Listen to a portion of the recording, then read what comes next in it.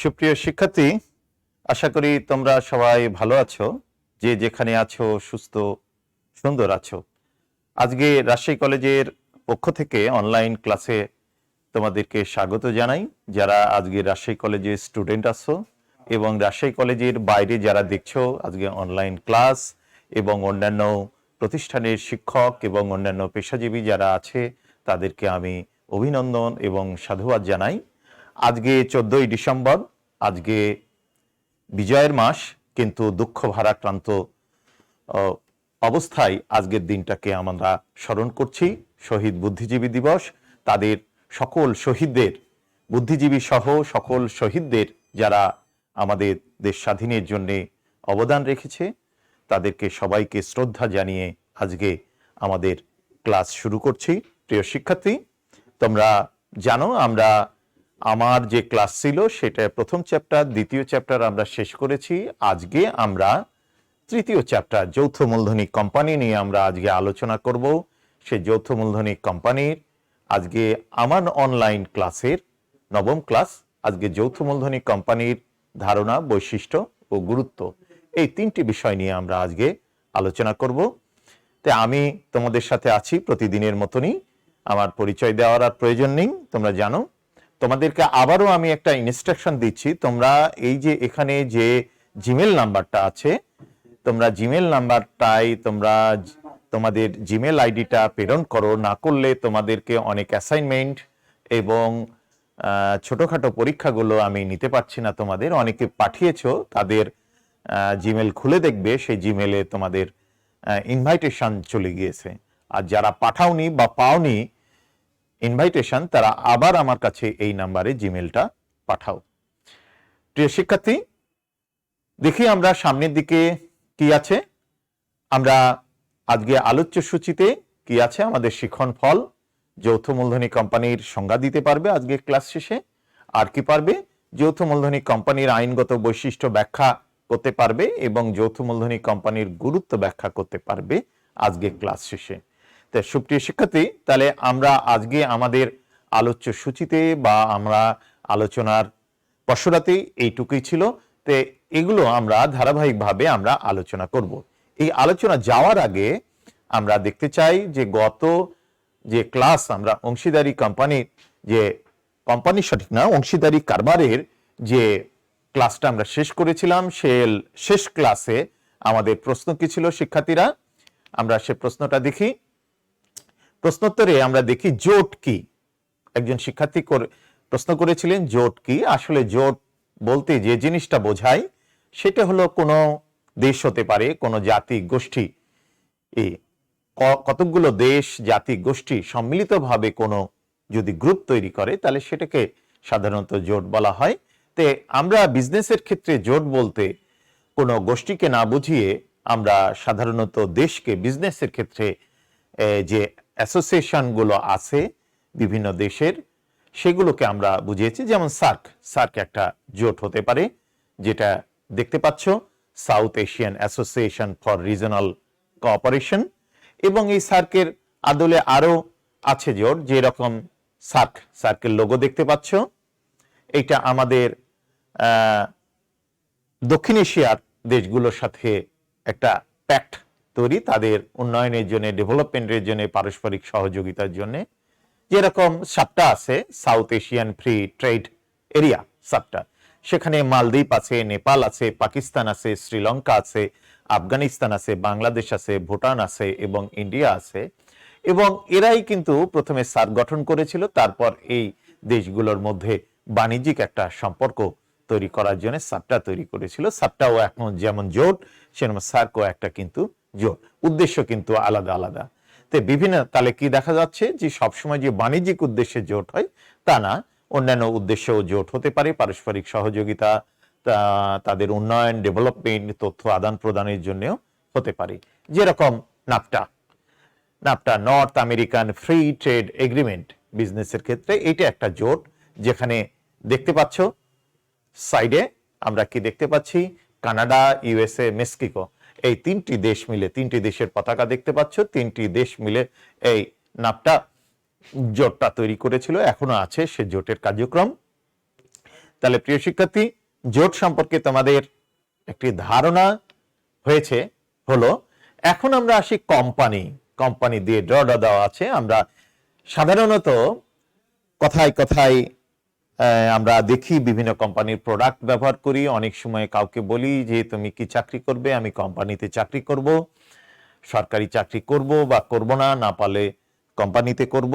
বা আমরা প্রতিনিয়ত সকাল থেকে সন্ধ্যা পর্যন্ত, রাতে ঘুমানো পর্যন্ত, সকালে উঠে যে টুথপেস্টটা আমরা ব্যবহার করেছি, ব্রাশ ব্যবহার করেছি, সেটা কোনো কোম্পানির প্রোডাক্ট।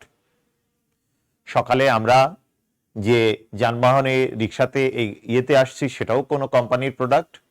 আমরা যে জামা কাপড় পরে আসি, কাপড় চোপড় পরে আছি, চশমা পরে আছি, এগুলোও কোনো কোম্পানির প্রোডাক্ট।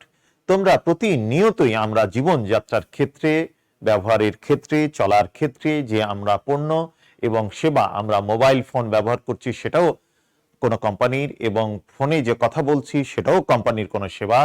তার মানে কোনো না কোনো কোম্পানির প্রোডাক্ট আমরা জীবনযাত্রার জন্য অবশ্যই ব্যবহার করছি। তো প্রিয় শিক্ষার্থী, তাহলে কোম্পানিটা কি? তাহলে কোম্পানি কি এই বিষয়টা বোঝার জন্য আমরা আসি কোম্পানির কিছু ছবি বা লোগো আমরা দেখি। প্রিয় শিক্ষার্থী, তাহলে এই ছবিটা দেখা যায় কি? দেখা যায় বাটা। এটার সাথে তোমরা অনেকেই পরিচিত। বাটা কোম্পানি একটা মাল্টিন্যাশনাল কোম্পানি, কিন্তু আমাদের দেশে কাজ করে। এই বাটা কোম্পানির জুতা আমরা ছোটবেলায় পড়েছি, এখনো পড়ি। তোমাদের অনেকেই এখন পড়তে পারবে, পরো অনেকেই, বা তোমাদের বাপ চাচারা পরে, বেশি বয়স্ক যারা, তারা বেশি পছন্দ করে। বাটা কোম্পানি জুতা সহজে নষ্ট হতে চায় না, যদিও ইদানিং বাটা কোম্পানির জুতাও নষ্ট হয়ে যায়, কিন্তু আগে বাটা কোম্পানির জুতাগুলো এত লাস্টিং করত, সহজে নষ্ট হতো না, অনেক বছর লাস্টিং করত। তাহলে বাটা একটা কোম্পানি নাম, সেটা আন্তর্জাতিক কোম্পানি বা মাল্টিন্যাশনাল কোম্পানি। ডান দিকে দেখো টাটা কোম্পানি, এটাও একটা মাল্টিন্যাশনাল কোম্পানি, ইন্ডিয়া বেস, ইন্ডিয়াতে উৎপন্ন।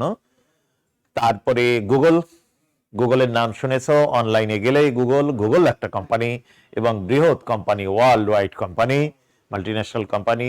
ডান পাশে দেখো অ্যাপল একটা চিহ্ন দেওয়া আছে, আপেলের। এটা অ্যাপল কোম্পানি, কম্পিউটার টেকনোলজি এগুলো নিয়ে কাজ করে তারা।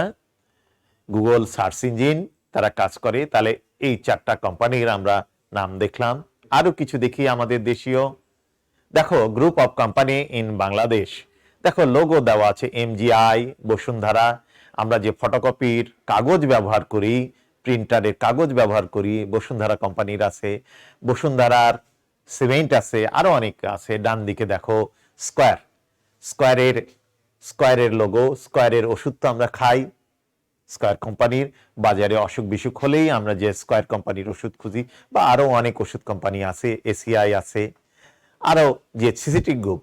দেখো সিটি গ্রুপ, এই সিটি গ্রুপ হলো আমাদের দেশের আরেকটা সিটি আছে সিটি গ্রুপ, সেটা হলো মাল্টিন্যাশনাল। এই সিটি গ্রুপটা হলো আমাদের দেশের কোম্পানি, আনোয়ার গ্রুপ। এইরকম লোগো দেখো, কোম্পানির লোগো, এগুলোকে কোম্পানির বলা হয়। আমরা আসবো কোম্পানির আলোচনায়, তার আগে তোমাদের আরেকটু ধারণা নিয়ে দিয়ে নিই। ফার্মাসিউটিক্যাল কোম্পানি, দেখো ওষুধ কোম্পানির মধ্যে আছে স্কয়ার কোম্পানি, যেটার উৎপত্তি হয়েছিল পাবনা থেকে, এখন একটা বিশাল কোম্পানি এবং এটা মাল্টিন্যাশনাল কোম্পানিতে রূপান্তর হতে যাচ্ছে।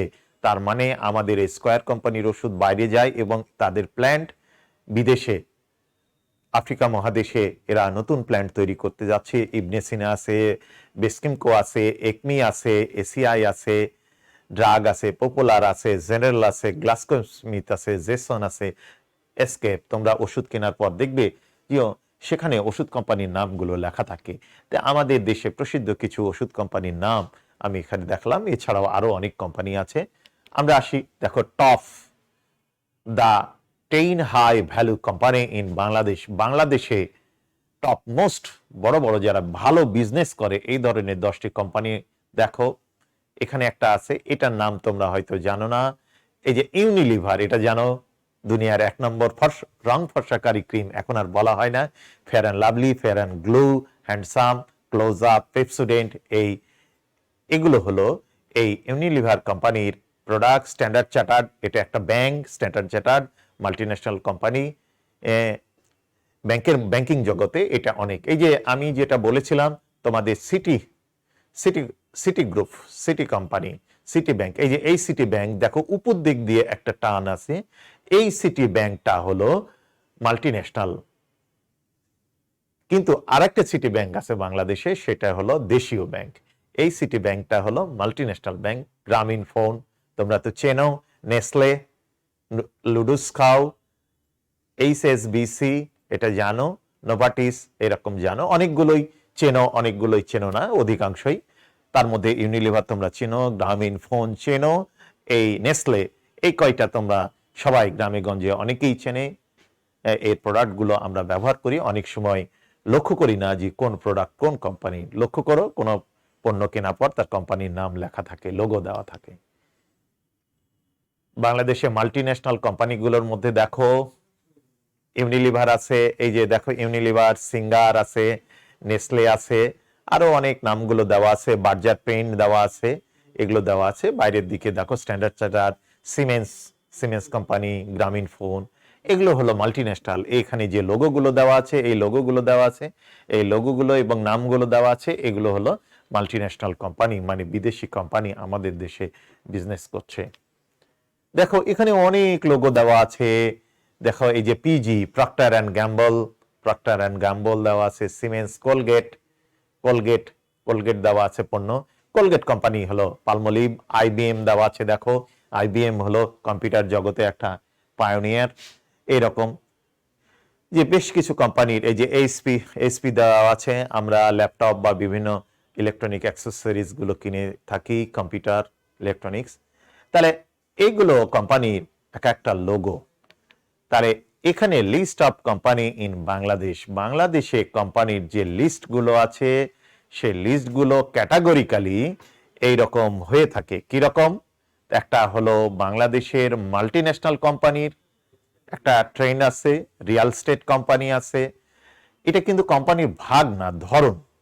তো এই ধরনের ক্যাটাগরিক্যালি যদি সিমেন্ট কোম্পানি আছে, ওষুধ কোম্পানি আছে, ফার্মাসিউটিক্যাল কোম্পানি আছে, তারপরে কি আছে, অ্যাসেটস ম্যানেজমেন্ট কোম্পানি আছে, ফুড অ্যান্ড বেভারেজ আছে, তারপরে সিমেন্ট কোম্পানি আছে, তারপরে ইঞ্জিনিয়ারিং অ্যান্ড কনস্ট্রাকশন আছে, ক্রেডিট রেটিং কোম্পানি আছে, ইভেন্ট ম্যানেজমেন্ট আছে, লিফট ইভ্যালুয়েটর যে লিফট সার্ভিস দেয়, অনলাইন শপিং কোম্পানি আছে, এরকম কোম্পানি আছে।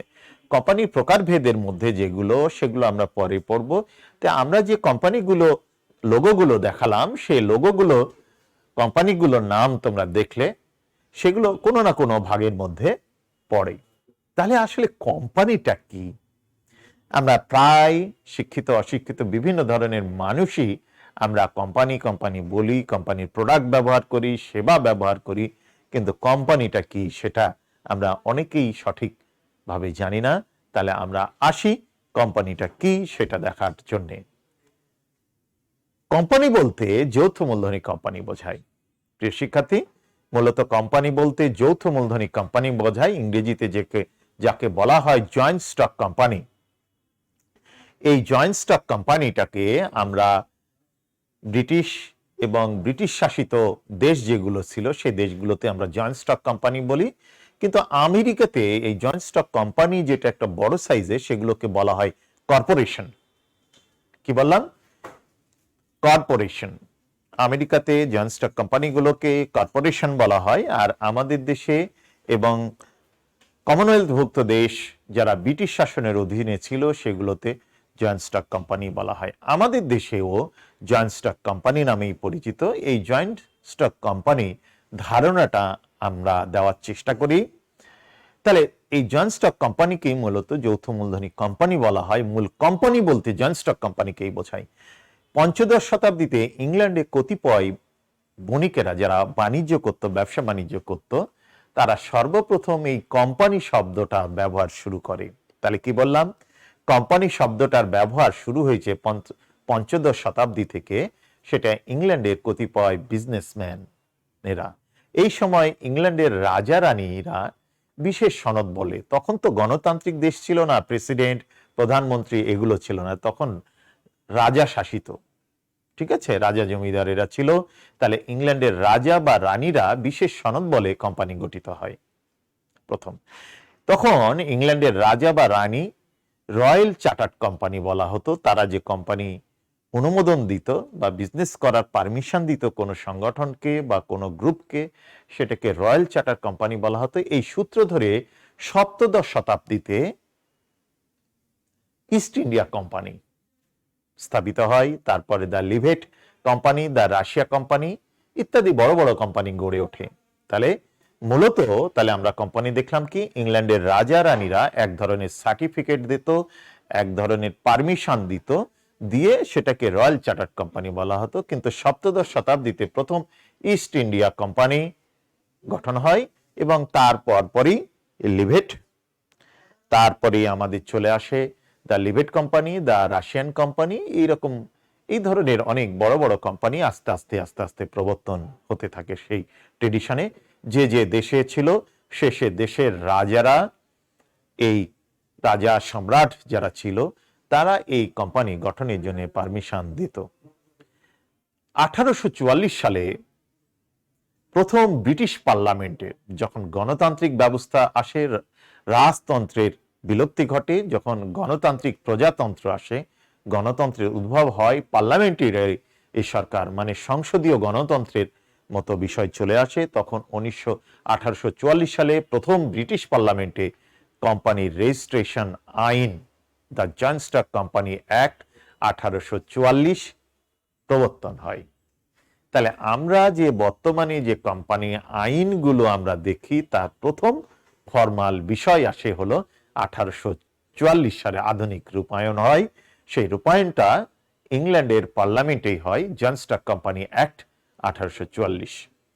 এবং এই কোম্পানি আইনের ভিত্তিতে, যেহেতু ইংল্যান্ডেরা আমাদের দেশ ভারত উপমহাদেশ শাসন করত, সেই সময় এখনকার যে বাংলাদেশ, বার্মা, ভারত, পাকিস্তান এই দেশগুলো শাসন করত ইংল্যান্ডেরা, সেই সুবাদে 1844 সালের আদলেই এই উপমহাদেশে মানে এই ভারতীয় উপমহাদেশে বাংলাদেশ, ভারত, পাকিস্তান এই অঞ্চলগুলোতে 1850 সালে কোম্পানি আইনের প্রবর্তন ঘটে।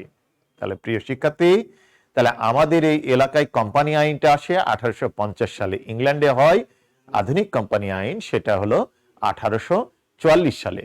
কিন্তু 1850 সালে আমাদের এই দেশে প্রবর্তন হয়, এই অঞ্চলে ভারতীয় উপমহাদেশে। ক্লিয়ার? এখন প্রিয় শিক্ষার্থী, এখন আমরা একটা ভিডিও দেখব কোম্পানির বিষয়টা নিয়ে। একটা ছোট্ট আমরা ভিডিও দেখি, তারপর আমরা কোম্পানির ডেফিনেশনে ধারণায় যাব। তাহলে আমরা এতক্ষণ কোম্পানির লোগো, কোম্পানির ব্যাকগ্রাউন্ড, কিভাবে কোম্পানিটা সৃষ্টি হয়েছে, শব্দ, সেগুলো আমরা দেখলাম। এখন আমরা একটা ভিডিও দেখি, ছোট্ট একটা ভিডিও দেখার চেষ্টা করো। কিছুটা বুঝবে, কিছুটা বুঝবে না, অনেকে বেশি বুঝবে, কম বুঝবে, অসুবিধা নাই। আমরা আস্তে আস্তে যাব, একটু জাস্ট দেখো এর মধ্যে কি কি বিষয়গুলো আছে। স্টার্ট। দেখো, জয়েন্ট স্টক কোম্পানির একটা কার্টুন চিত্র, ভিডিও চিত্র, পার্সোনাল ইনভেস্টমেন্টের বিষয়গুলো বলছে। ইনভেস্টমেন্ট লাগবে, ঠিক আছে।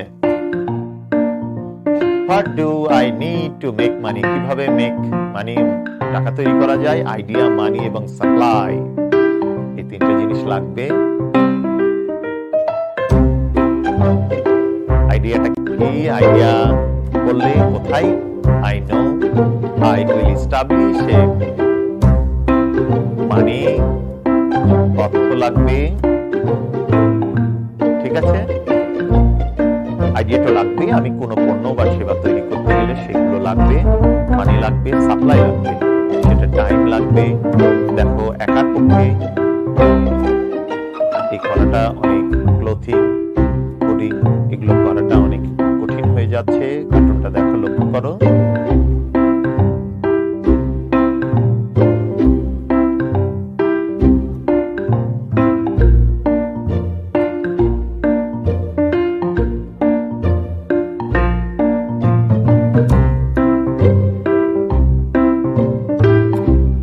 সমস্যাগ্রস্ত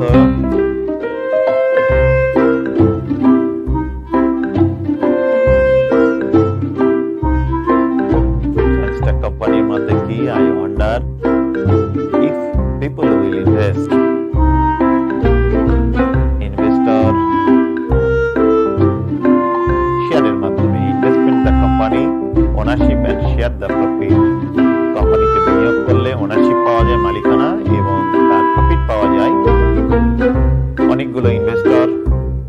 পাট করে একা ইনভেস্ট না করে অনেকে মিলে ইনভেস্ট করা যায় কোম্পানিতে।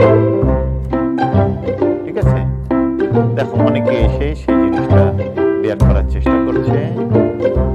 আগে একদিনে করতো, তার জন্য অনেক কঠিন কাজ। আর অনেকের মূলধন এক জায়গাতে বিনিয়োগ করলে সেটা একটা বড় বিনিয়োগ হয়, সেই বিনিয়োগটা করা সহজ হয়, বড় কারবার করা যায়, বড় প্রোডাকশন করা যায়, বড় সেবা প্রদান করা যায়।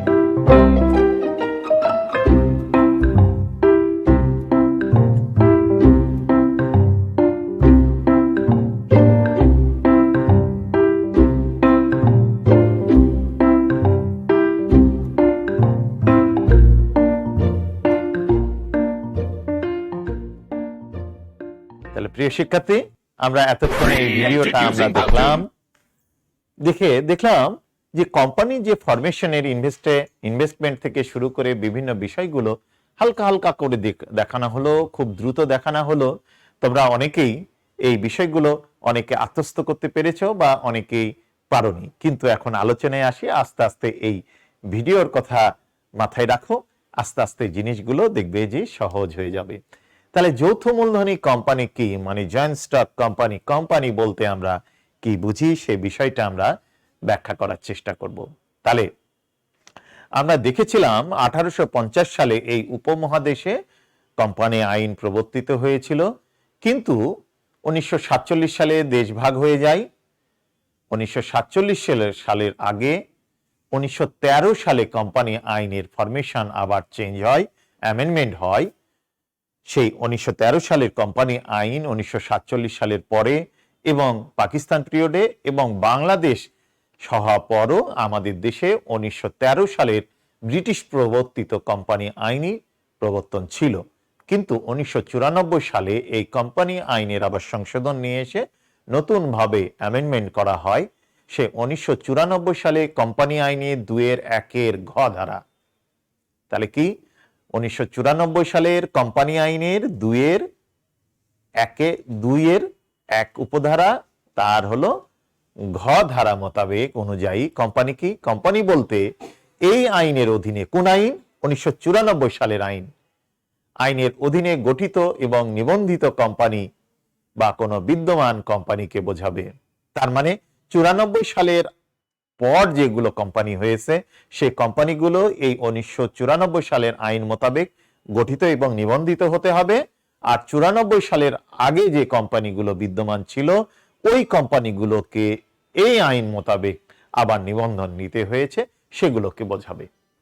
তার মানে আগের থেকে যে কোম্পানিগুলো ছিল সে কোম্পানি এবং 94 সালের পরে যে কোম্পানিগুলো গঠিত হয়েছে সেগুলো নিবন্ধিত এবং গঠিত, নিবন্ধিত এবং পরিচালিত কোম্পানি হলো যৌথ মূলধনী কোম্পানি। তার মানে 1994 সালের আইন মোতাবেক যে কোম্পানিগুলো গঠিত হয়, পরিচালিত হয়, নিবন্ধিত হয় সেগুলো হলো আমাদের দেশে যৌথ মূলধনী কোম্পানি। একজন গবেষক কি বলেছেন, L.H. হানিয়ের মতে কোম্পানি কি বলেছে, কোম্পানি হচ্ছে এমন একটি সংগঠন যা আইন সৃষ্ট, আইনের দ্বারা সৃষ্টি হয়, কৃত্রিম ব্যক্তিসত্তার অধিকারী। কৃত্রিম ব্যক্তিসত্তা অর্থ হলো যে মানুষের কিছু মালিকানা পরিবর্তনে চেঞ্জ হয় না, সেটা হলো কৃত্রিম ব্যক্তিসত্তার অধিকারী এবং আলাদাভাবে একটি সাধারণ সিল এবং চিরন্তন অস্তিত্ব বিদ্যমান। তাহলে কোম্পানির সংগঠন হলো আইনের দ্বারা সৃষ্টি হয়, কৃত্রিম ব্যক্তিসত্তার অধিকারী হয়। এগুলো ব্যাখ্যা করব পরবর্তীতে বৈশিষ্ট্যতে, তোমরা পয়েন্টগুলো খেয়ালে রাখো। এবং আলাদাভাবে তার একটা নামকরণ হয়, সাধারণ সিল মোহর হয়, কোম্পানি নিজের নামে নিজেই চলতে পারে এবং চিরন্তন অস্তিত্ব বিদ্যমান। চিরন্তন অস্তিত্ব হলো কোনো বিশেষ কারণের ভিত্তিতে বা আইনের দ্বারা যতক্ষণ বন্ধ না হচ্ছে ততক্ষণ এই কোম্পানি চলতে থাকে। প্রিয় শিক্ষার্থী, তাহলে আমরা কোম্পানি বুঝলাম। কোম্পানি বলতে আইনের দ্বারা সৃষ্ট কোনো সংগঠন, কৃত্রিম ব্যক্তিসত্তার অধিকারী, আলাদাভাবে এর একটি সাধারণ সিল মোহর থাকে এবং চিরন্তন অস্তিত্ব বিদ্যমান আছে, এমন ধরনের প্রতিষ্ঠানই হলো কোম্পানি। বিচারপতি জন মার্শালের কারণ হলো অনেক সময় কোর্টে যখন কেস ওঠে তো বিচারপতির কোনো রায়ের কোডও কিন্তু সংজ্ঞা হিসাবে, ডেফিনেশন হিসাবে ব্যবহার করা হয়। সেরকম বিচারপতি জন মার্শাল যে কথাটা বলেছিলেন কোম্পানি সম্পর্কে, সেইটা আমরা দেখি। কোম্পানি হচ্ছে এমন একটি কৃত্রিম ব্যক্তিসত্তা যা অদৃশ্য, স্পর্শাতীত অথচ আইনের মাধ্যমে টিকে থাকে। ঠিক আছে, বাটা কোম্পানি, এই বাটা কোম্পানির ব্যক্তিসত্তা অদৃশ্য, স্পর্শ করা যায় না, কিন্তু আইনের মাধ্যমে টিকে আছে। বাটা বললে সবাই চেনে, গ্রামীণ ফোন বললে সবাই চেনে, ইউনিলিভার বললে সবাই চেনে। ঠিক আছে, তাহলে এদের কৃত্রিম ব্যক্তিসত্তা আছে না? কত বছর ধরে ইউনিলিভার চলছে, তারপরে গ্রামীণ ফোন চলছে। ঠিক আছে, তাহলে প্রিয় শিক্ষার্থী, তাহলে যৌথ মূলধনী কোম্পানি বলতে আমরা কি বুঝলাম? তাহলে যৌথ মূলধনী কোম্পানি বলতে বুঝলাম কোম্পানি আইনের অধীনে যে দেশের কোম্পানি আইন, ওই দেশের কোম্পানি আইন মোতাবেক চলতে হবে। আমাদের দেশে 1994 সালের এই 94 সালের কোম্পানি আইন মোতাবেক আমাদের দেশের কোম্পানিগুলোকে চলতে হবে। সেই কোম্পানি আইন মোতাবেক যদি গঠিত, পরিচালিত, নিবন্ধিত হয়, তাহলে কোম্পানি বলা হবে এবং এটার কৃত্রিম ব্যক্তিসত্তার অধিকারী হবে, সাধারণ সিল থাকবে, চিরন্তন অস্তিত্ব থাকবে। এটা অদৃশ্য, স্পর্শ করা যায় না, কিন্তু ব্যক্তিসত্তা আবার আছে। তো প্রিয় শিক্ষার্থী, আমরা ধারণাটা দেখলাম। আমরা আসি যৌথ মূলধনী ব্যবসায়ের বা কোম্পানির বৈশিষ্ট্যগুলো কি। আমরা সংজ্ঞাতে কিছু বৈশিষ্ট্যের আঁচ পেয়েছি, সে আঁচগুলো আমরা দেখি। বৈশিষ্ট্যকে আমরা দুটি ভাগে ভাগ করি, একটা সাধারণ বৈশিষ্ট্য, একটা আইনগত বৈশিষ্ট্য। মূলত হলো আইনগত বৈশিষ্ট্য, একটা সাধারণ বৈশিষ্ট্য। তাহলে আইনগত বৈশিষ্ট্য এবং সাধারণ বৈশিষ্ট্যগুলো আমরা আলাদা আলাদা করে দেখব। প্রিয় শিক্ষার্থী, আইনগত বৈশিষ্ট্য দেখো, আইনগত বৈশিষ্ট্যগুলোর মধ্যে আমরা বেশ কিছু বিষয় আমরা রেখেছি। সেগুলো কি? আইন সৃষ্ট প্রতিষ্ঠান। তাহলে যৌথ মূলধনী কোম্পানি আইনের দ্বারা যেহেতু সৃষ্টি হয়, সেহেতু এটা একটা আইন সৃষ্ট প্রতিষ্ঠান। তাহলে বোঝা গেল, আইন সৃষ্ট প্রতিষ্ঠান মানে যৌথ মূলধনী কোম্পানি যে দেশেই যৌথ মূলধনী কোম্পানি গঠিত হয়, আমেরিকাতেও যৌথ মূলধনী কোম্পানি হলে আমেরিকান কোম্পানি আইন মোতাবেক তাকে সৃষ্টি হতে হবে, ইংল্যান্ডে হলে, অস্ট্রেলিয়া হলে, ইন্ডিয়া হলে, ঠিক আছে, যে দেশেই কোম্পানি গঠিত হোক, সেই কোম্পানিকে ওই দেশের কোম্পানি আইন মোতাবেক প্রতিষ্ঠিত হবে। তাহলে আইন সৃষ্ট প্রতিষ্ঠান। কৃত্রিম সত্তা আছে, তার মানে কোম্পানি নিজের নামে চলতে পারে, অন্যের নামে চলতে হয় না। তার মালিকানা পরিবর্তন হতে পারে, চেঞ্জ হতে পারে, মালিকের মরে যাওয়া, বেঁচে থাকা, চলে যাওয়ার উপর নির্ভর করে না, কোম্পানি নিজের নামে নিজেই চলতে পারে। ইউনিলিভার কত বছর ধরে আছে, আমরা ছোটবেলাও দেখেছি, এখনো দেখেছি, আমার বাপের আমলে ছিল, দাদার আমলেও ছিল ইউনিলিভার কোম্পানি। ঠিক আছে, গ্রামীণ ফোন অনেক বছর ধরে কাজ করছে আমাদের দেশে, আছে। আকিস কোম্পানি, স্কয়ার কোম্পানি দীর্ঘদিন ধরে কাজ করছে। এই কোম্পানি স্কয়ার কোম্পানি যাই সৃষ্টি করেছিল স্যামসাং এইচ চৌধুরী, তিনি মারা গেছেন, তার ছেলেরা আছে, তার নাতিপুতিরা আছে, কিন্তু স্কয়ার কোম্পানি বন্ধ হয়নি। তার মানে কৃত্রিম ব্যক্তিসত্তা আছে। যেটা আমাদের রাজশাহী কলেজে যেরকম এক কৃত্রিম ব্যক্তিসত্তা আছে, আইনের দ্বারা সৃষ্টি হয়েছে। এটা কোম্পানি নয়, শিক্ষা প্রতিষ্ঠান কোম্পানি নয়, কিন্তু কোম্পানির কৃত্রিম সত্তা আছে। সে কোম্পানির মালিকানা চেঞ্জ হয়ে গেলে, মারা গেলেও সে কোম্পানি বন্ধ হয় না, যদি আইনের মাধ্যমে বন্ধ করা না হয়। চিরন্তন অস্তিত্ব, কোম্পানির চিরন্তন অস্তিত্ব আছে, কারণ এটা দীর্ঘ সময় টিকে থাকে। নিবন্ধন, এটা নিবন্ধন করা বাধ্যতামূলক। কোম্পানি গঠন করতে গেলে নিবন্ধিত ছাড়া কোনো কোম্পানি হতে পারবে না, যে ধরনের কোম্পানি হোক তার নিবন্ধন করা বাধ্যতামূলক। সীমাবদ্ধতা, ঠিক আছে, তাহলে এই সীমাবদ্ধতা আছে। কিরকম সীমাবদ্ধতা আছে? কোম্পানির যে যারা শেয়ার কিনে, ধরো তুমি একটা শেয়ার কিনলে, 100 টাকা শেয়ার কিনলে, তাহলে তোমার দায় 100 টাকা পর্যন্ত। যদি লস 150 টাকা হয়, তাহলে তুমি 100 টাকার উপর দিতে হবে না, যে 100 টাকা দিয়েছে সেই টাকাটা না হয় তোমার নিয়ে নিবে, কিন্তু তোমার তার অতিরিক্ত দায় থাকবে না। তা সীমিত দায় থাকে এই যৌথ মূলধনী কোম্পানি।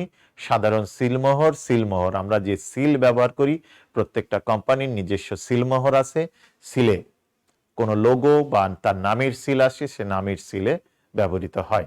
যেরকম রাজশাহী কলেজ, আমরা যাই সই করি, আমরা যখন সত্যায়িত করে নিচে কি সিল মারি, সে রাজশাহী কলেজ, আমার ডিজিগনেশন এবং রাজশাহী কলেজ। তাহলে রাজশাহী কলেজের সিলমোহর আছে, সেরকম কোম্পানিরও সিলমোহর আছে। শেয়ার মূলধন কি? শেয়ার কি? অনুমোদিত মূলধনের ক্ষুদ্র ক্ষুদ্র অংশকে শেয়ার বলে। কি বললাম? কোন মূলধন? অনুমোদিত মূলধন, পরিশোধিত মূলধন, তলবকৃত আছে, কিন্তু মূলত শেয়ার বলতে আমরা সাধারণত বইয়ে দেখো বলা আছে মূলধনের ক্ষুদ্র ক্ষুদ্র অংশ, কিন্তু আমি বলি অনুমোদিত মূলধনের। কোম্পানি যখন গঠন করা হয় সেই গঠনের সময় যে অনুমোদিত মূলধন থাকে তার সেকশন করা হয়, ভাঙ্গা হয়, ছোট ছোট ক্ষুদ্র ক্ষুদ্র অংশকেই শেয়ার বলে। তাহলে এই শেয়ার মূলধনে বিভক্ত থাকবে এবং এই শেয়ার থাকতে হবে।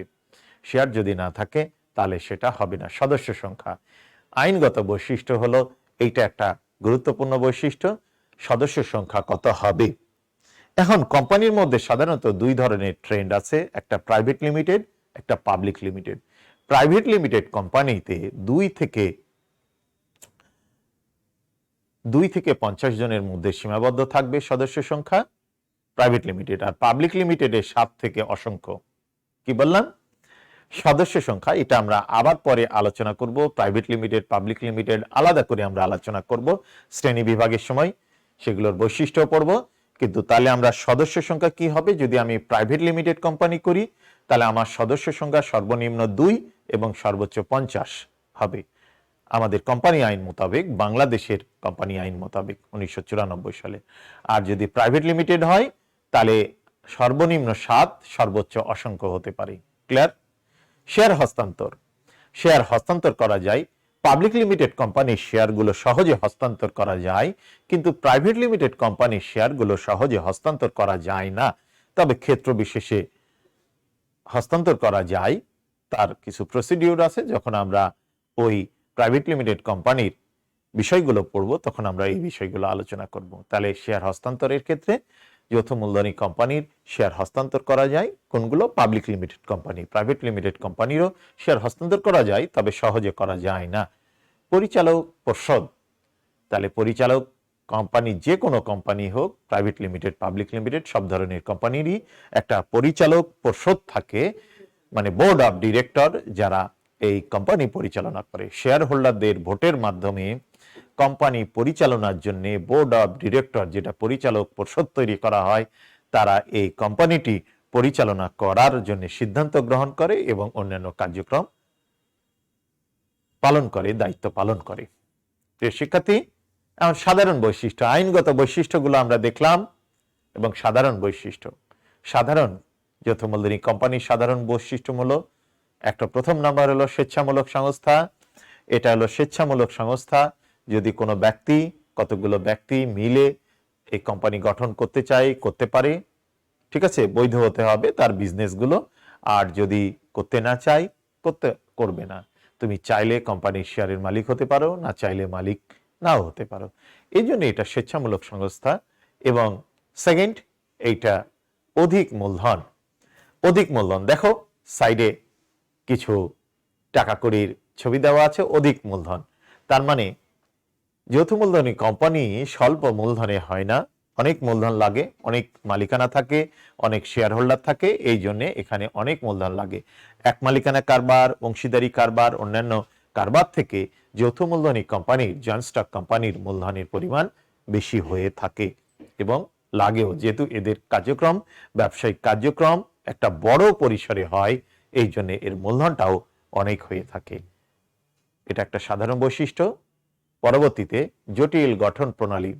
যৌথ মূলধনী কোম্পানির গঠন প্রণালী অন্যান্য সংগঠনের, বিজনেস সংগঠনের মধ্যে নয়। এক মালিকানা যত সহজে করা যায়, অংশীদারি করা যায়, বা অন্যান্য যেরকম সমবায় বা রাষ্ট্রীয় কারবার, তার চেয়ে তুলনামূলকভাবে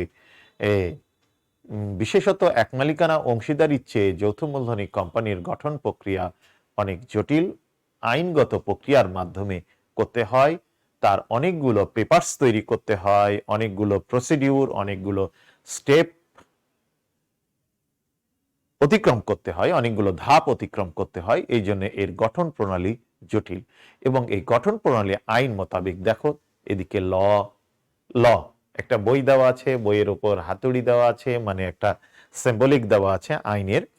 এই আইনের মাধ্যমে গঠিত হয় বলে এই জটিল প্রক্রিয়া, জটিল গঠন প্রণালী এটা পালন করতে হয়। গণতান্ত্রিক ব্যবস্থাপনা, যৌথ মূলধনী কোম্পানি কিন্তু গণতান্ত্রিক ব্যবস্থাপনার মাধ্যমে পরিচালিত হয়।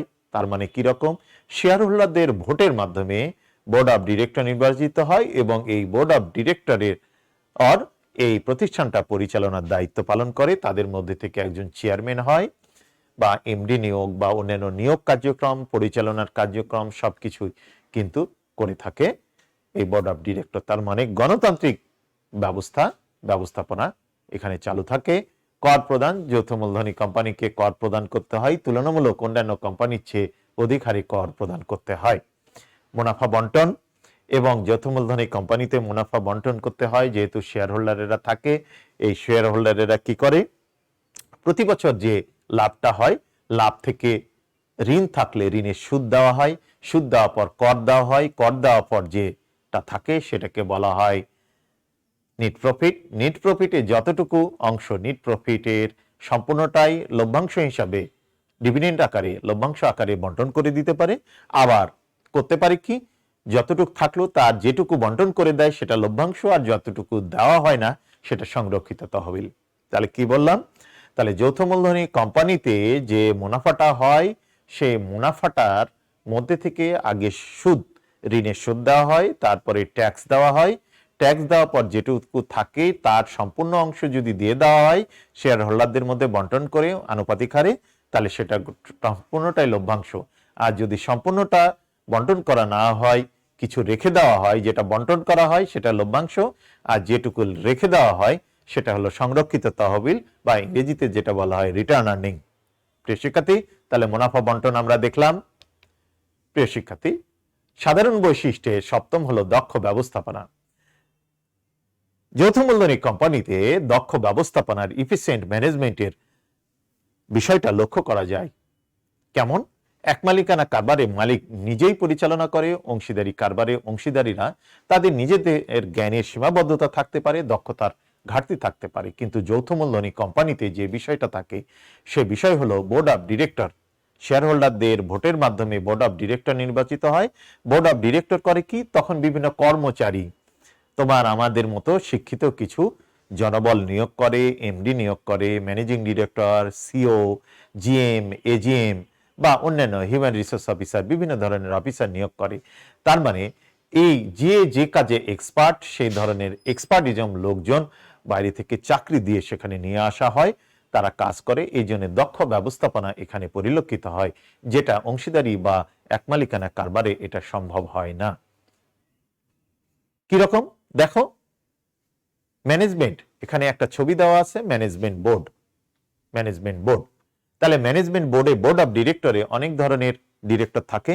দেখো এখানে 6 জন লোক 6 ধরনের কাজ করছে।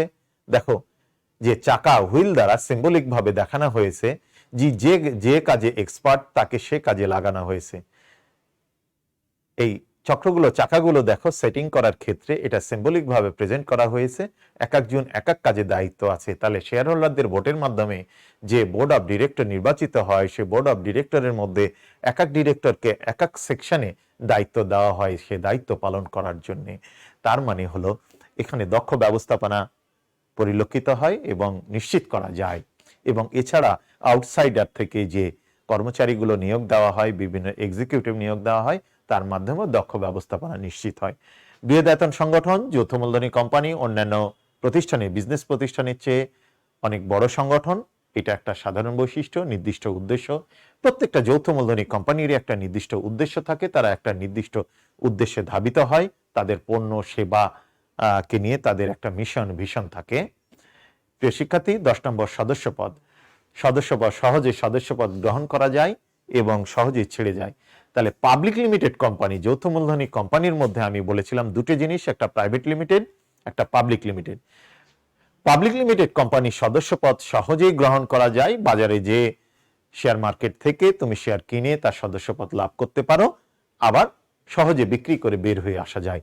কিন্তু প্রাইভেট লিমিটেড কোম্পানির সদস্যপদ পাওয়া এবং চলে আসা, ছেড়ে দেওয়াটা একটু তুলনামূলক জটিল। তারপরেও সদস্যপদ হওয়া যায়, কোম্পানির সদস্য হওয়া অনেকটা তুলনামূলক সহজ। প্রিয় শিক্ষার্থী, আমরা কোম্পানি সংগঠনের আমরা বৈশিষ্ট্যগুলো, আইনগত এবং সাধারণ বৈশিষ্ট্যগুলো আমরা আলোচনা করেছি। এখন আমরা কোম্পানি গঠনের গুরুত্ব, কেন এই কোম্পানি তৈরি করা হয়। আমরা যে প্রথমেই অনেক কোম্পানির লোগো দেখালাম, বিভিন্ন কোম্পানি আমরা সকালে ঘুম থেকে উঠে রাতে ঘুমাতে যাওয়া পর্যন্ত বা ঘুমের মাধ্যমেও সারা দিনের 24 ঘন্টার যে আমরা ব্যয় করছি চেতন এবং ঘুমন্ত অবস্থায় যে প্রোডাক্টগুলো যে সেবাগুলো ব্যবহার করছি সবই কোনো না কোনো কোম্পানির। তাহলে এই কোম্পানি গঠনের গুরুত্ব কি? আমরা চার্জার ব্যবহার করছি, আমরা মোবাইল ব্যবহার করছি, আমরা কোনো খাবার ব্যবহার করছি, মশলা ব্যবহার করছি, আমরা পোশাক আশাক ব্যবহার করছি, আমরা কলম ব্যবহার করছি, বিভিন্ন যে পণ্যগুলো ব্যবহার করছি সেগুলো কোনো না কোনো কোম্পানির প্রোডাক্ট। তাহলে কোম্পানি গঠনের গুরুত্বগুলো আমরা দেখি। তাহলে প্রথম হলো 1 নাম্বার বিনিয়োগে আগ্রহী। তাহলে কোম্পানি গঠনের গুরুত্ব হলো বিনিয়োগে আগ্রহী। যারা বিনিয়োগে আগ্রহী থাকে তারা কোম্পানি গঠন করে এখান থেকে বেটার কি প্রফিট করার জন্য, এবং তারা এই কোম্পানি গঠন করার মাধ্যমে ধরো এক এক কোম্পানি এক এক ধরনের প্রোডাক্ট এবং পণ্য বা সেবা উৎপাদন করছে, এ দ্বারা কিন্তু আমাদের চাহিদাও মেটাচ্ছে এবং তারা প্রফিট করছে। তাহলে বিনিয়োগে আগ্রহী যারা তাদের কাছে কোম্পানি গঠনের গুরুত্ব কিন্তু অনেক বেশি। সঞ্চয়ে আগ্রহী, সঞ্চয়ে আগ্রহী যারা যারা সঞ্চয় করে তারা বিনিয়োগের জন্যই তো করে, সঞ্চয় করে ভবিষ্যতে অনেকে আবার এই সঞ্চয়টাকে বিনিয়োগ করতে চায় না, আবার অনেকে আবার রেখে দিতে চায়। রেখে দিলেও আগের মতো তো নাই, তুমি যদি ব্যাংকেও রাখো তাও ওটা এক ধরনের বিনিয়োগ, সেখান থেকে মুনাফা পাবে, প্রফিট পাবে, ইন্টারেস্ট পাবে। কিন্তু তুমি যদি বাড়িতে রাখো তাহলে হবে না। তাহলে তুমি ভবিষ্যতে নিশ্চিতের জন্য মানুষ কিন্তু সঞ্চয় করে। এই আমরা যে ব্যাংকেও টাকা সঞ্চয় করি, এই ব্যাংকে সঞ্চয় করার ফলে ব্যাংক সে টাকাটা আবার কোনো প্রতিষ্ঠানে বিনিয়োগ করে, সেটা ঋণ হিসাবে বা শেয়ার কিনে। দুইভাবে, ধার হিসাবে বিনিয়োগ করা যায়, আবার একটা মালিকানা হিসাবে বিনিয়োগ করা যায়। তাহলে এই সঞ্চয়ে আগ্রহ সৃষ্টি করা যায় এই কোম্পানি গঠনের মধ্যে। পুঁজি গঠন, ছোট ছোট পুঁজি গঠনের মাধ্যমে কোম্পানি গঠন করা যায়। তার মানে হলো আমরা যে শেয়ার হোল্ডার আছি বা সাধারণ যে ব্যক্তিরা 1 জন 2 জন 5 জন 7 জন 10 জন এইরকম 1000 10,000 এইরকম ছোট ছোট পুঁজি নিয়ে আমরা কোম্পানিতে বিনিয়োগ করে সেটা একটা বড় পুঁজি গঠন হয় এবং তার মাধ্যমে একটা প্রতিষ্ঠান তৈরি হয়।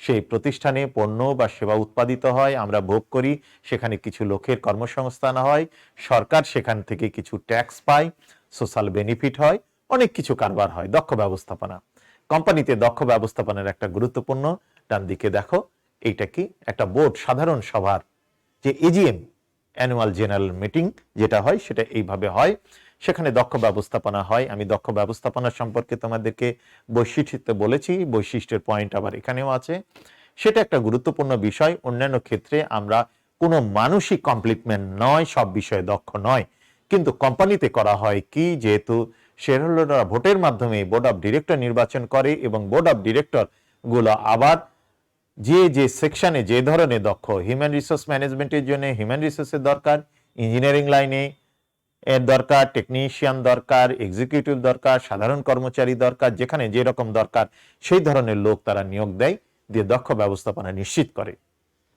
কর্মসংস্থানের সুযোগ যৌথ মূলধনী কোম্পানিতে বড় পরিসরে হয়, এই জন্য অনেক কর্মচারী নিয়োগের সুযোগ থাকে।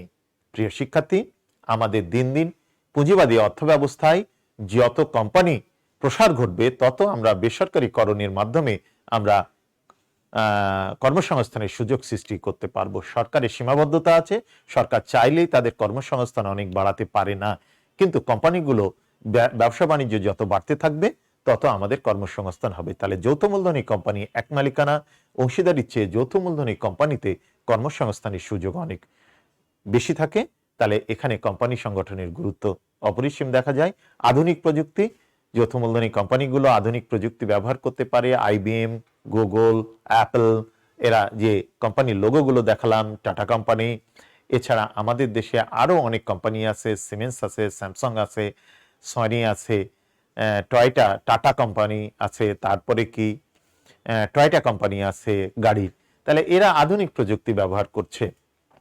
তাহলে প্রিয় শিক্ষার্থী, তাহলে আমরা পরবর্তী স্লাইডে যাই, ঝুঁকি বন্টন। তাহলে কোম্পানি গঠনের মাধ্যমে কি হয়, ঝুঁকি বন্টন করা যায়। এক মালিকানা কারবারে আমরা দেখেছি কি মালিক একাই ঝুঁকি নিতে হয়, অংশীদারি কারবারে অল্প সামান্য যে সদস্য থাকে তাদেরকে ঝুঁকি বন্টন নিতে হয়। আর যৌথ মূলধনী কোম্পানিতে অনেক শেয়ার হোল্ডার থাকে, এই জন্যে ঝুঁকিটা বন্টন করা যায় এইভাবে। আর কি হয়, ঝুঁকির সৃষ্টি হয় কি করে, বিভিন্নভাবে ঝুঁকি সৃষ্টি হতে পারে, ঋণ গ্রহণের মাধ্যমে ঝুঁকি সৃষ্টি হতে পারে, বা অন্যান্য অ্যাক্টিভিটিসের মাধ্যমে ঝুঁকি সৃষ্টি হতে পারে। এই ঝুঁকিটা রিডিউস করা যায় লায়াবিলিটি মানে বীমাকরণের মাধ্যমে। দেখো এখানে লায়াবিলিটিস ঋণ গ্রহণ করলে তাহলে আমাদের ঝুঁকি বৃদ্ধি পায় এবং ঝুঁকি রিডিউস করা যায় বীমার মাধ্যমে। তাহলে বীমার মাধ্যমে করা যায়, আর অনেক শেয়ার হোল্ডার যেহেতু থাকে তার মাধ্যমেও ঝুঁকি বন্টন করা যায়। তাহলে যৌথ মূলধনী কোম্পানিতে ঝুঁকি বন্টন করাটা সহজ হয়। রাজস্বের উৎস, সরকারের রাজস্বের উৎস হলো যৌথ মূলধনী কোম্পানিকে সবচেয়ে বেশি হারে কর দিতে হয়।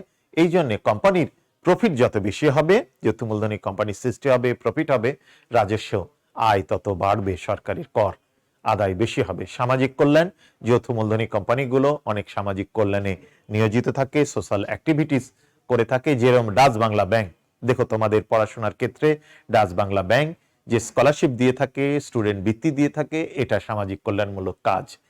তারপরে লাইফ বয় হসপিটাল, ইউনিলিভার কোম্পানি লাইফ বয় হসপিটালের মাধ্যমে স্বাস্থ্যসেবা দিয়ে থাকে, তাহলে সেগুলো এবং আরো অন্যান্য ব্যাংকগুলো। এই যে দেখবে সামনে শীত আসছে, শীতের সময় অনেক কোম্পানি বিভিন্ন শীত বস্ত্র দান করে থাকে, সরকারি কল্যাণ ফান্ডে বা ত্রাণ তহবিলে দান করে থাকে। এই ধরনের বিভিন্ন কোম্পানি বিভিন্ন সোশ্যাল অ্যাক্টিভিটিসের মাধ্যমে অ্যাসিড নিক্ষেপ করা, মানুষদের চিকিৎসা করে থাকে, ঠোঁট কাটা, এগুলো সানি অপারেশন, এই ধরনের বিভিন্ন ধরনের সোশ্যাল অ্যাক্টিভিটিসের সাথে অনেক কোম্পানি জড়িত থাকে। তাহলে সামাজিক কল্যাণও স্কুল, কলেজ, রাস্তাঘাট এগুলো তৈরি করার ক্ষেত্রেও হেল্প করে থাকে। তাহলে সামাজিক কল্যাণ নিশ্চিত করে থাকে, সামাজিক কল্যাণে অবদান রাখে যৌথ মূলধনী কোম্পানি। বৈদেশিক সম্পর্ক, যৌথ মূলধনী কোম্পানিগুলো বৈদেশিক সম্পর্ক তৈরিতে অনেকটা হেল্প করে থাকে। কিভাবে করে থাকে? যেরকম ধরো আমাদের স্কয়ার কোম্পানি, বেসকিমকো কোম্পানি, এরা ওষুধ মিডল ইস্টে যাচ্ছে, বার্মাতে যাচ্ছে, দক্ষিণ আফ্রিকাতে যাচ্ছে, আফ্রিকা মহাদেশে এবং আমেরিকাতেও বেশ কিছু জায়গাতে যাচ্ছে। তাহলে এই যে দেশগুলোতে আমাদের পণ্যগুলো যাচ্ছে তার মাধ্যমে সে দেশগুলোর সাথে একটা সম্পর্ক, বাণিজ্যিক সম্পর্ক তৈরি হচ্ছে। হওয়ার ফলে কি হচ্ছে? তাদের সাথে বৈদেশিক সম্পর্ক উন্নত হচ্ছে। আমাদের দেশে তৈরি পোশাকগুলো বিভিন্ন দেশে, ইউরোপিয়ান কান্ট্রি, আমেরিকাতে এবং রাশিয়াতে যাচ্ছে। গেলে কি হচ্ছে? সেখানে তাদের সাথে একটা ভালো গুড রিলেশন তৈরি হচ্ছে সে দেশগুলোর সাথে। প্রাতিষ্ঠানিক উন্নয়ন এবং প্রাতিষ্ঠানিক উন্নয়ন, যৌথ মূলধনী কোম্পানিগুলো যত উন্নত হবে তাদের প্রাতিষ্ঠানিক উন্নয়ন, পরিবেশ, যেরকম দেখবে প্রাইভেট ব্যাংকগুলোতে আগে সরকারি ব্যাংকের পরিবেশ যা ছিল তার তুলনায় প্রাইভেট ব্যাংকের পরিবেশগুলো, ডেকোরামগুলো অনেক উন্নত ছিল। এখন সরকারি ব্যাংকগুলো আস্তে আস্তে তাদের ডেভেলপমেন্ট হচ্ছে প্রতিযোগিতায় টিকে থাকার জন্য। আগে প্রাইভেট ব্যাংকগুলো সব অনলাইন ছিল, এখন সরকারি ব্যাংকগুলো অনলাইনে ছিল না, এখন সরকারি ব্যাংকগুলো অনলাইন হয়েছে। আগে সরকারি ব্যাংকগুলোতে এসি থাকতো না, এখন এসি আসছে, তাদের পরিবেশকে ডেভেলপ হচ্ছে। তাহলে তার মানে যৌথ মূলধনী কোম্পানিগুলো তাদের প্রফিট যত করবে তারা তখন প্রাতিষ্ঠানিক উন্নয়নের জন্য অবদান রাখবে, হেল্প করবে, মানে চেষ্টা করবে প্রাতিষ্ঠানিক উন্নয়নের ক্ষেত্রে কর্মচারীদের বেতন ভাতা, কার্য পরিবেশ এগুলো ডেভেলপমেন্ট করার মাধ্যমে। প্রিয় শিক্ষার্থী, আমরা তাহলে আজকে অনেকগুলো বিষয়ে আলোচনা করলাম। তাহলে কি বিষয়ে আলোচনা করলাম? আমরা একটু পেছনে ফিরে যাই। তাহলে আমরা আজকে যৌথ মূলধনী কোম্পানির ধারণা, যৌথ মূলধনী কোম্পানি, আমরা এতদিন কোম্পানি করেছি, কোম্পানিতে চাকরি করব, এটা অমুক কোম্পানির প্রোডাক্ট, এটা এই সেই, এই ধরনের কোম্পানি শব্দটা প্রায় ব্যবহার করেছি আমরা অনেক জায়গায়, জেনে বুঝে না বুঝে অনেকেই। কিন্তু আজকে আমরা শিখলাম যে আসলে কোম্পানি বলতে কি বোঝায়, কোম্পানির বৈশিষ্ট্যগুলো কি, সাধারণ বৈশিষ্ট্য এবং আইনগত বৈশিষ্ট্যগুলো কি, সেগুলো আমরা কিন্তু দেখার চেষ্টা করেছি। আর কি করেছি? আমরা কোম্পানির গুরুত্ব আমরা বিশ্লেষণ করেছি, বোঝার চেষ্টা করেছি। এখন প্রিয় শিক্ষার্থী, একটা কর্মপত্র মানে তোমাদের হোমওয়ার্ক এখন কি দেওয়া আছে দেখো। এখানে একটা চিত্র দেওয়া আছে স্কয়ার ফার্মাসিউটিক্যাল কোম্পানির, মানে স্কয়ার ওষুধ কোম্পানির একটা চিত্র দেওয়া আছে। এখানে কি লেখা আছে স্লাইডে? স্কয়ার ফার্মাসিউটিক্যাল কোম্পানির 5টি গুরুত্ব চিহ্নিত করো ও এবং ব্যাখ্যা লিখো। তার মানে এই স্কয়ার কোম্পানির সাথে আমরা যে গুরুত্বগুলো আমরা পড়লাম, কোন কোন পয়েন্টটা ম্যাচ খায়, সেই রকম 5টা গুরুত্বপূর্ণ পয়েন্ট তোমরা লিখবে, তার ব্যাখ্যা লিখবে, লিখে রাখবে। আর আরেকটা বিষয় হলো তোমরা পাঠাবে কোথায়, ঠিক আছে? তাহলে এইটা সহজে পাঠাতে পারবে না। বিষয় হলো যারা ফেসবুকে, যারা ইমেলে আমার ইনভাইটেশন পাইছো, তার মানে তোমরা ইমেলে ঢুকবে, ঢুকে দেখবে যে যারা পেয়েছো তারা ওই ইমেল দিয়ে ঢুকে দেখবে যে গুগল ক্লাসরুম পাবে। সেই ক্লাসরুমে এইটা খাতাতে লিখে তোমরা ছবি তুলে ওখানে আপলোড করে দেবে গুগল ক্লাসরুমে, আমার মেলে নয়।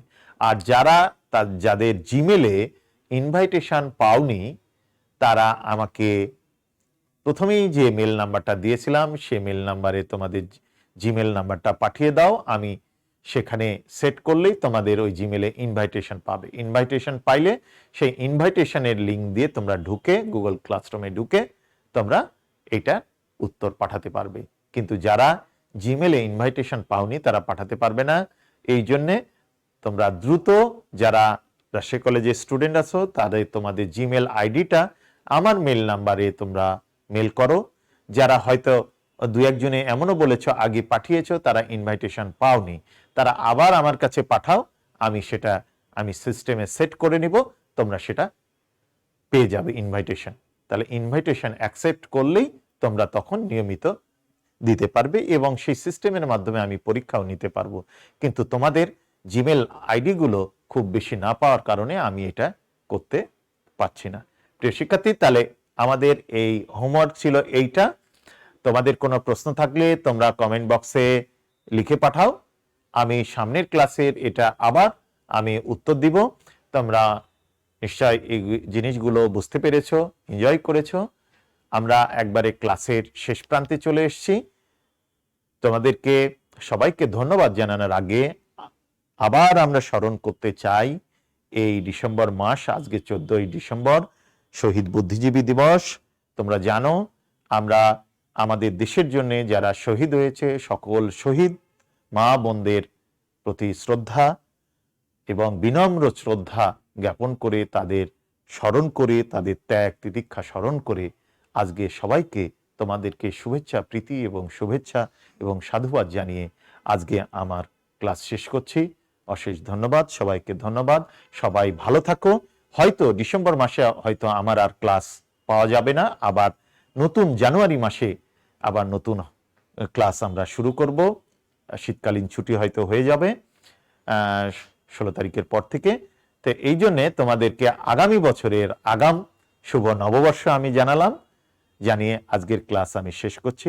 ধন্যবাদ সবাইকে।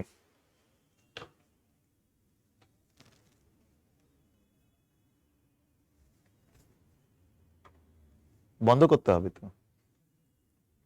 হ্যাঁ, গেল কই?